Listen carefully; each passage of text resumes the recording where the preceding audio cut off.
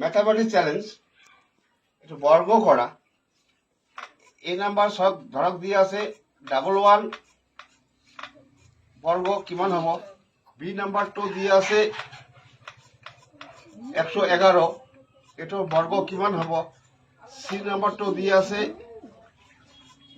1111 এটার বর্গ কেনেকৈ কৰিম। ডি নাম্বারটো দিয়ে আছে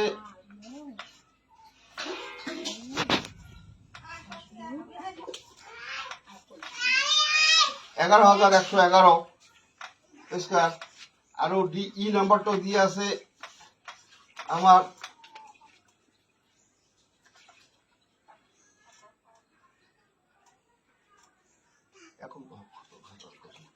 1,11,111 এটোক আমি কেনেকৈ একে লাইনতে বর্গ কৰিম। বেজিকৰ নিচিনাকৈ কেনেকৈ বৰ্গ কৰিব পাৰিম। ইয়াৰ এইটো ঠিক এনেকৈ কৰিব লাগে। ইয়াত কিমান আছে 1 দুটা 1 আছে। আমি কৰিম কি 1 2 তাৰপিছত 1 এইটো হৈ গ'ল। এই তিনিটা 1 আছে, তিনিটা হলে আমি 3 গৈ শেষ কৰিম। 1 2 3 তাৰপিছত এইটো ঊৰ্ধ্বকৰ্মত গ'ল, এইটো অধকৰ্মত আহিল 3 পিছত 2 1 তাৰপিছত আহিল আমাৰ চাৰিটাৰ এক বিশিষ্ট। ইয়াৰ বৰ্গটো কি হ'ব।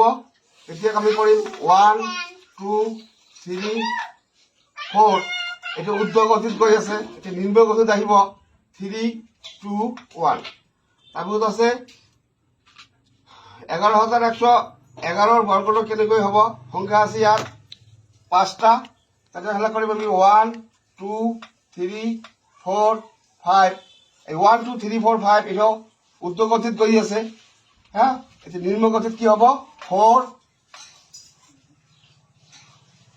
4 3 2 1 আর 6টা যেতিয়া আছে 6টাত কেতিয়া হ'ব 1 2 3 4 5 6 5 4 2 3 2 1 এর অর্থ হল প্রথমতে আমি ঊর্ধ্বগতিত গৈ থাকিম, ঊর্ধ্বক্রমত গৈ থাকিম। ঊর্ধ্বক্রমত গলে কি হ'ব আমার এটা ঊর্ধ্বক্রমত গলে ঊর্ধ্বক্রমত 6টা যেহেতু আছে 1 2 3 4 5 6 লৈকে যাম। তাতে নিম্নক্রমত আহিব লাগিব। 6ৰ পৰা নিম্নক্রমত আহিলে 5 6 5 4 3 2 1 এনেকৈ যদি একক বিশিষ্ট যিমান সংখ্যা দিয়ে আমি সেইখিনি কৰিব পাৰিম। একে আমাৰ ক্যালকুলেটৰ নোহোৱাকৈ, পূৰণ নেওতা নোহোৱাকৈ, যিকোনো নাম নেওতা নোহোৱাকৈ আমি কৰিব পাৰিম।